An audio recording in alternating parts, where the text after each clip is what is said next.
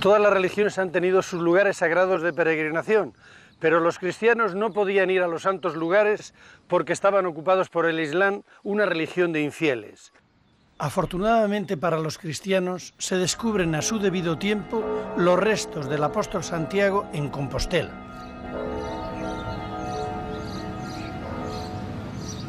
El cielo, a través de la Vía Láctea, muestra el camino. En este punto coinciden exactamente la Vía Láctea y el camino físico que conduce a la cristiandad hacia el lugar donde están los restos del apóstol. En ese momento se inicia desde todo Occidente una peregrinación a través de lugares santos, que eran donde estaban las reliquias de los mártires, para visitar el sepulcro del apóstol.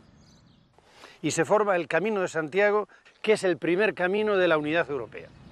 Este camino, en una gran parte del trazado, lógicamente se sirve de una antigua calzada romana. Les era difícil a aquellos pequeños reinos trazar largos caminos. Es cuando el rey Sancho el Mayor de Navarra tiene un gran poder que empieza a construir puentes e infraestructuras. Este tramo del Camino de Santiago coincide exactamente en este recorrido con la vía aquitana, vía de los romanos que iba desde Burdeos hasta Astorga. El sepulcro del apóstol Santiago atrajo multitudes de peregrinos desde todos los confines de Europa. Ellos confluían hacia Santiago de Compostela. España, en la península ibérica, se convirtió así en un intercambiador de culturas. El Islam por abajo, la cristiandad por arriba. El camino tuvo, por tanto, una gran importancia religiosa, pero también económica, artística, política, comercial. Y en los reinos cristianos contribuyó decisivamente al establecimiento y desarrollo de ciudades. Las principales fueron Pamplona y Santiago, y en el reino de Castilla y León, Burgos, Carrión, Sahagún, León y Astorga fueron ciudades importantes.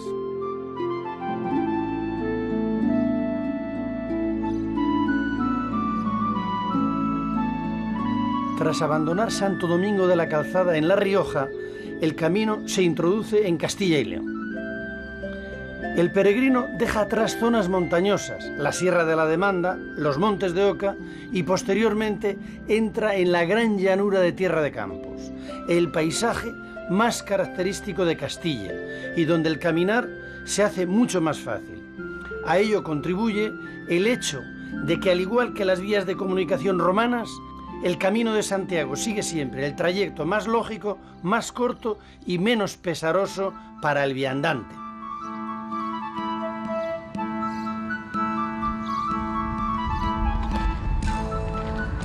Peregrinar supone básicamente recorrer un camino para entrar en relación con lo trascendente, con Dios, y se peregrina por algo, para lograr la salvación, curar una enfermedad o desear descendencia.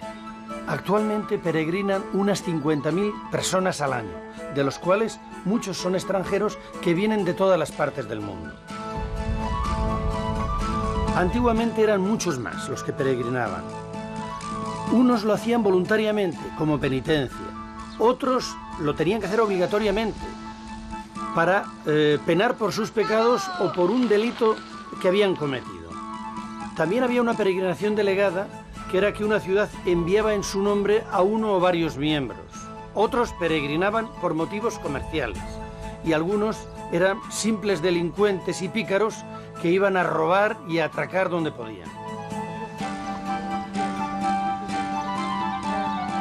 Roma es fundamentalmente una cultura urbana. Comunica las ciudades a través de magníficas calzadas en las que los ingenieros romanos construyen puentes espectaculares.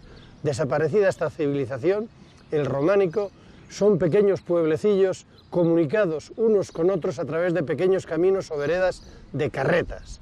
Las gentes de aquella época se movían poco. A lo más iban de un pueblo al otro y no sabían lo que era el resto del territorio. Los tres viajes religiosos eran a los santos lugares de la cristiandad: al Santo Sepulcro, el de Jesús en Jerusalén, al sepulcro de San Pedro en Roma y al recién descubierto de Santiago en Compostela. En sustitución del viaje a Roma, las gentes de los pueblos se inventaron la romería, que era el viaje colectivo a un lugar cercano donde estaba el santo patrón.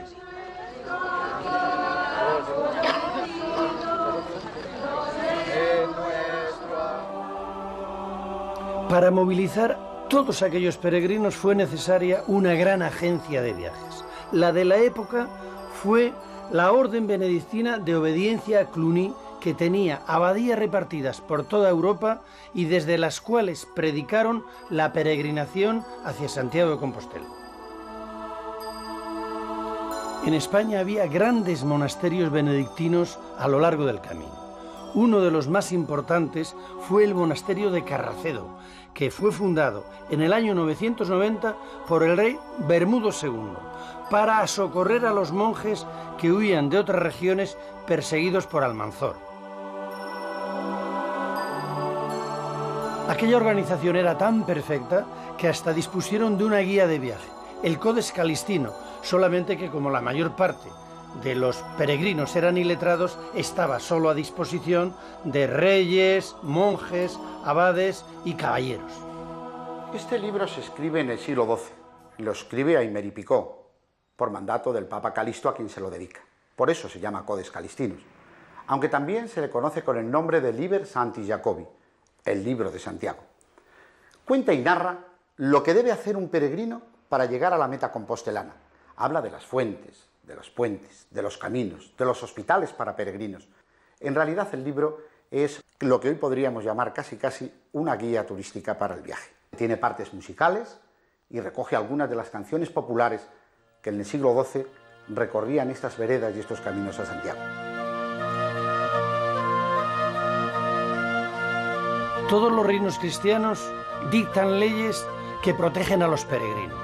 No solamente quedan exentos del pago de tributos en los puentes, pontazgo, o en las puertas de las ciudades, portazgo, sino también hay regulaciones que favorecen el hospedaje, la asistencia hospitalaria, la protección de los bienes que porta o de los que deja en el lugar de salida, y se garantiza el cumplimiento de su testamento y la gratuidad de su sepultura si muere a lo largo del camino.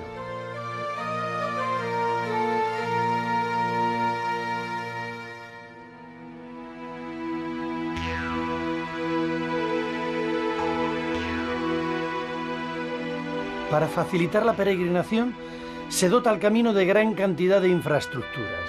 Entre las más importantes, lógicamente, están las iglesias que se colocan a todo lo largo del camino, no solamente en descampados, sino sobre todo en las ciudades.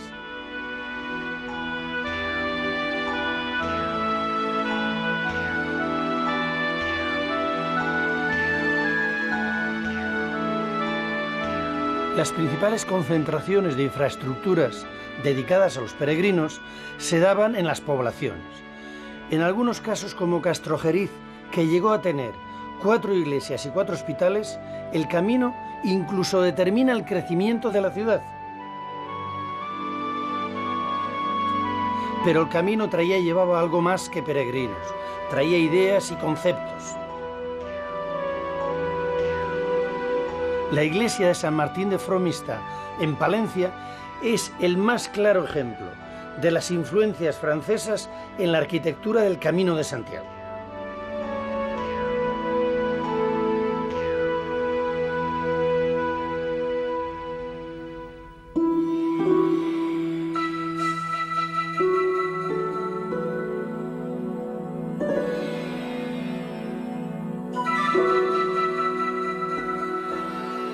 En Tierra de Campos, Sagún llegó a contar con 9 iglesias.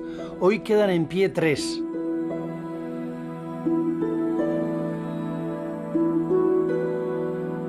San Tirso fue iniciada con sillares. Es un ejemplo de la interconexión entre el mundo musulmán y el cristiano. Aparece en esta iglesia el sistema compositivo de arco de medio punto recuadrado, tanto en la decoración exterior como en el sistema de arquerías de separación de las naves.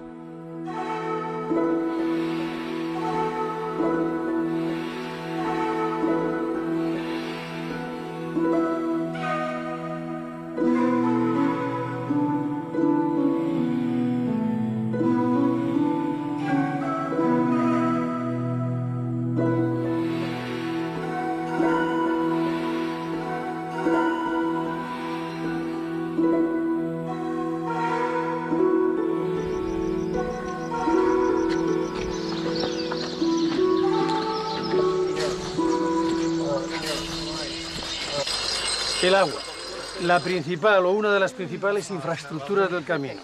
En este secarral de Tierra de Campos y en verano es fundamental.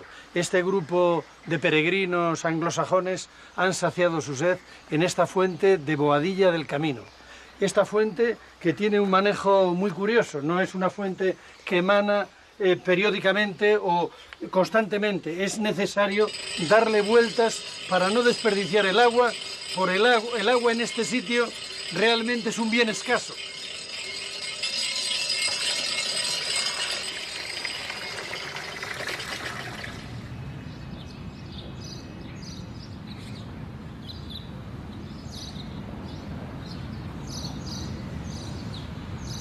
Santo Domingo de la Calzada, el santo más importante y el personaje del camino. Es el que levanta el pueblo de Santo Domingo en La Rioja y Alfonso VI, dada su habilidad, la que tiene Santo Domingo para hacer puentes, le encarga que construya todos los puentes a lo largo del camino hasta Santiago de Compostela. Su discípulo es San Juan de Ortega, que sigue sus pasos como constructor y como edificador, y también facedor de puentes.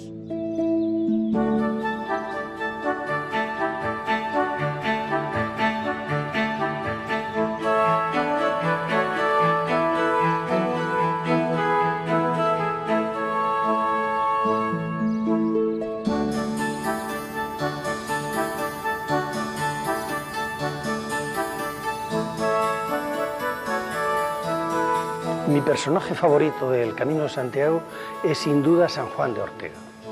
No solo es el patrono de los arquitectos, sino que también es probable que haya sido una de las pocas personas en el mundo que ha sido peregrino por el Camino de Santiago, romero porque fue a Roma y palmero porque estuvo en Jerusalén. Fue a la vuelta de Jerusalén, siendo clérigo, cuando el navío en el que venía sufrió un naufragio. Se encomendó a San Nicolás de Bari, que le salvó, y en agradecimiento decidió dedicar el resto de su vida a la atención a los peregrinos. Como había aprendido de Santo Domingo de la Calzada a hacer puentes y a construir, aquí construyó este templo. Lo que pasa es que los bandidos destruían por la noche lo que el pobre santo construía por el día, hasta que pudo con ellos y pudo terminar el templo. Y es que la zona boscosa de los Montes de Oca era especialmente peligrosa porque estaba poblada de bandidos que asaltaban a los peregrinos.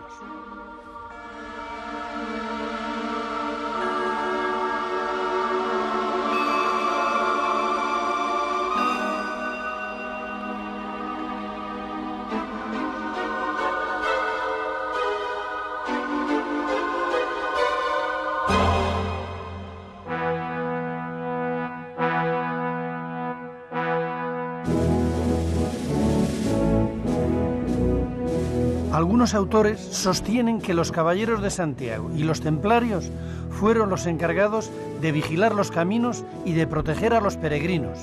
De entre todas las estructuras dedicadas a la protección de estos, destaca el castillo templario de Ponferrada. Los templarios amplían una fortaleza que se encuentran y la mejoran hasta acabarla en el año 1282. Es su cenobio y la sede principal que tienen en la península ibérica. Tiene 8.000 metros cuadrados de superficie, triple muralla fortificada, y es una estructura de defensa absolutamente espectacular.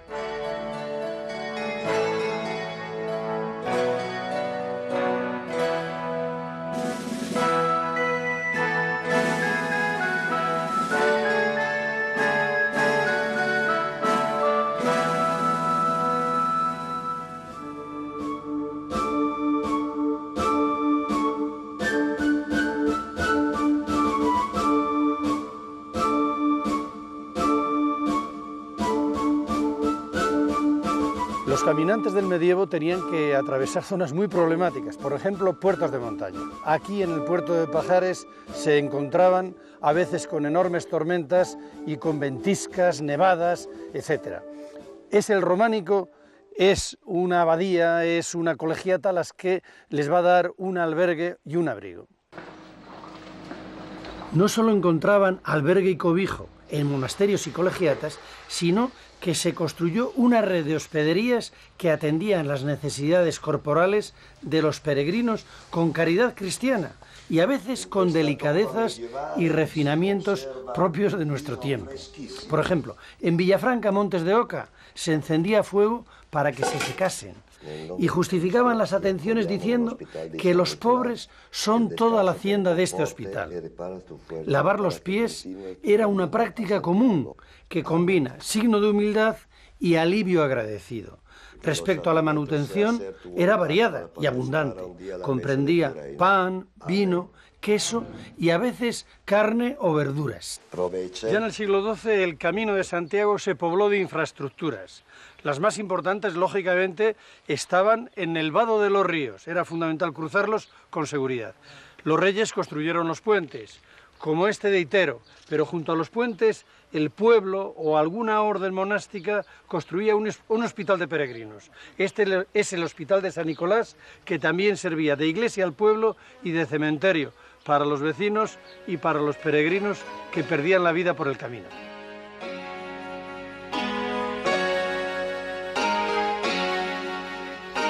El Hospital del Rey es uno de los 30 con que llegó a contar la ciudad de Burgos y deja constancia de la gran cantidad de infraestructuras con las que contó el camino. Fue construido en el 1195 y fue el mayor centro asistencial del Camino Santiago en todo el trayecto peninsular. Contaba con 87 camas, daba de comer a una media de 200 peregrinos al día, además de atender a los enfermos. Hoy es la sede del rectorado de la Universidad de Burgos después de la reforma del año 1993.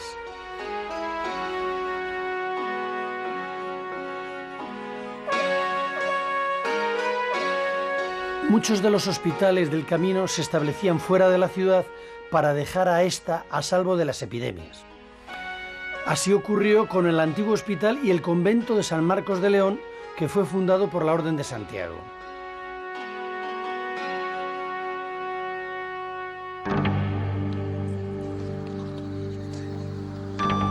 Igual que ocurre ahora con peregrinos que van a Fátima o a Lourdes, venían muchos buscando la curación a sus enfermedades. Famoso es el caso del monasterio o convento de San Antón cerca de Castrojerí. Los antoninos curaban a unos enfermos que venían enrojecidos de Europa, hinchados, y eso era porque traían el cornezuelo, que era una enfermedad derivada de un hongo que hay en el centeno. El cambio de alimentación y el sol de Castilla les curaba. Desgraciadamente, cuando volvían a su país, a su antigua alimentación, enfermaban de nuevo.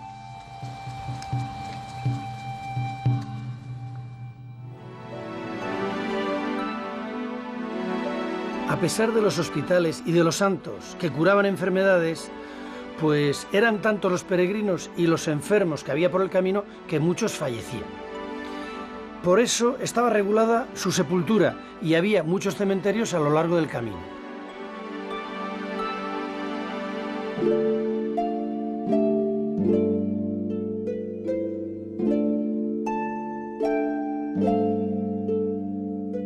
Hoy los seguidores de Elvis Presley, de John Lennon o de Lady Di peregrinan a los lugares donde están enterrados sus ídolos.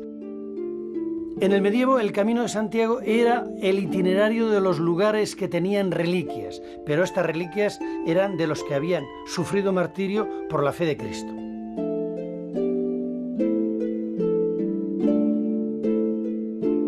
Carrión de los Condes está en la mitad del Camino de Santiago. Este monasterio de San Zoilo, junto con el de San Facundo de Sagún, eran dos de las principales infraestructuras que había en el camino. Son dos grandes monasterios de la Reforma cluniacense. El rey Sancho el Mayor de Navarra y su hijo Fernando I, el nieto Alfonso VI, son los principales benefactores de Cluny y aprovechan la Reforma cluniacense para traer esta reforma a su reino y modernizar el reino políticamente. Aquí hay una leyenda que se mezcla con la historia.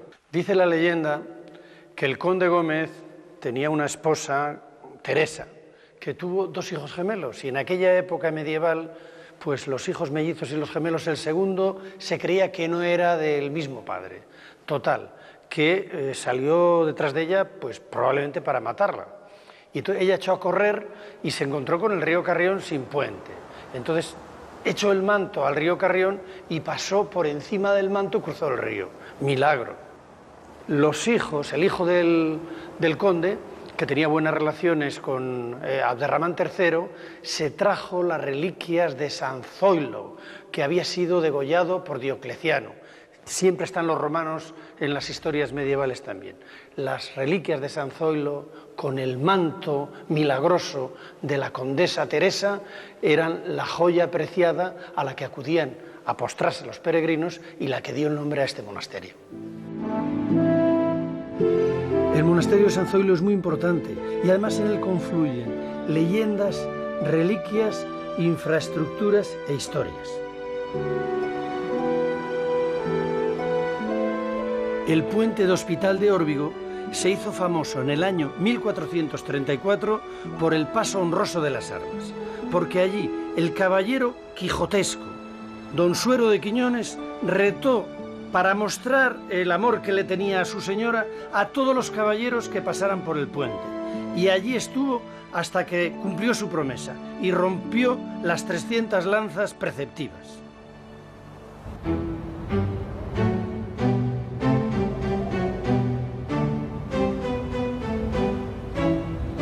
Las llanuras de Castilla se acaban cuando se llega a la zona montañosa de León y la Cruz de Ferro, a 1510 metros de altitud, es el punto más alto del camino en esta región. Poco después, el camino se adentra en Galicia, en la que será la última etapa de la peregrinación a Santiago.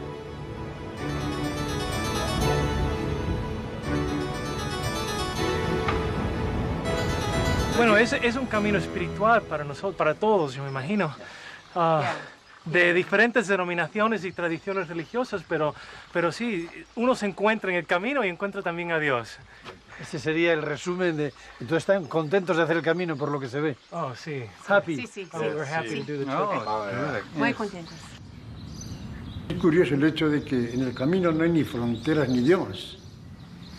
Y el año pasado aquí se hospedaron al pie de 8.000 personas, de 40 nacionalidades. Estamos sembrando entre esta gente que pasa, armados de la mejor fe y disposición, crear un gran pueblo, el pueblo de los peregrinos, que vengan a sanear un poco esta sociedad actual nuestra, contaminada con egoísmos, con materialismos y con cosas. El peregrino es todo lo contrario.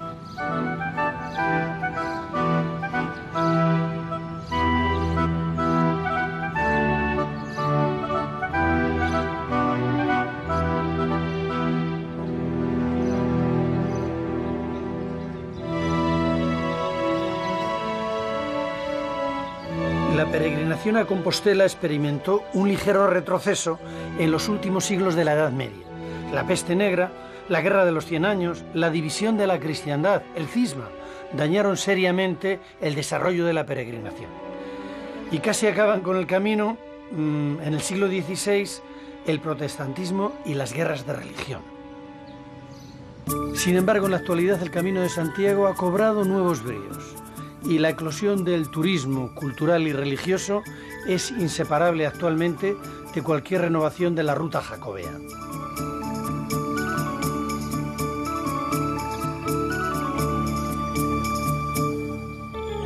Hemos vuelto a San Tirso de Sagún, en medio del Camino de Santiago, en esta parte de Tierra de Campos, esta gran autovía que es el camino en la que se trasvasaron la espiritualidad, los saberes, los artesanos y se desarrolló el comercio en esta Edad Media que comunicaba a España con todos los reinos europeos.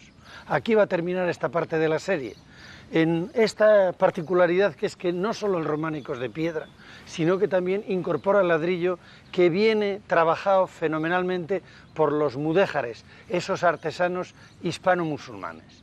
Luego seguiremos, esperamos, nuestras andaduras por otras tierras de España y desde los brumosos acantilados del Atlántico al que llegaban los peregrinos en Santiago hasta las costas catalanas que se bañan en el Mediterráneo, veremos cómo el románico español se adapta a las particularidades de la tierra. En Asturias tendrán las influencias del prerrománico asturiano en La Rioja y en Navarra el de los peregrinos de nuevo, al igual que en Jaca, en Aragón. Pero de nuevo en Aragón volveremos a ver el románico de ladrillo. Les espero para entonces.